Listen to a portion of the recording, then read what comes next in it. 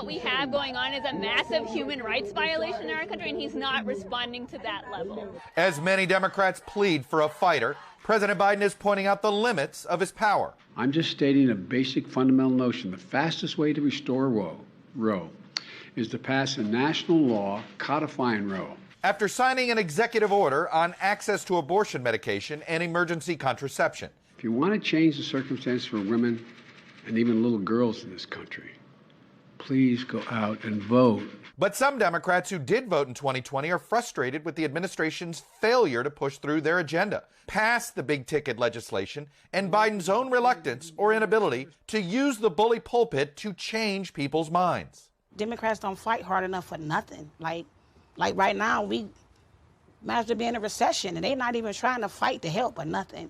And Biden, to me, he's just talking circles. Biden was elected to restore competency and stability to Washington after Donald Trump.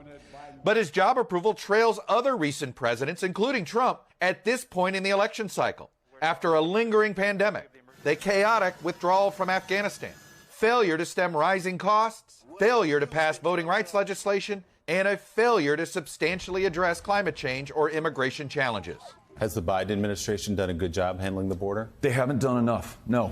Whispers that Biden's age and leadership style make him ill-suited to run again in 2024 have gone very public. If he served out a second term, he would be 86 years old. I'm not sure if any of us know of any 86-year-olds who should be running the entire country. You know, I'm not going to weigh in on whether or not he should run. If he does run, he'll have my support. Echoed by voters. Given what he was handed, it's really doing a very good job, but we do need younger voices. My understanding that part of the wager in 2020 was that he was only going to run once. And some Democrats eyeing 2024 are stepping into the vacuum. California Governor Gavin Newsom even aired TV ads over the July 4th weekend in Florida.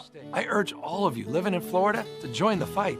Or join us in California, where we still believe in freedom. Illinois Governor J.B. Pritzker, who took a trip to New Hampshire last month, had a fire response to last week's mass shooting. If you're angry today, I'm here to tell you, be angry.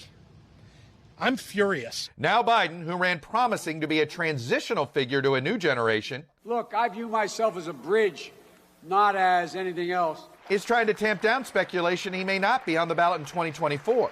As voters who elected Biden to be above the fray worry he's not well suited for the current fight ahead. I think his energy matters.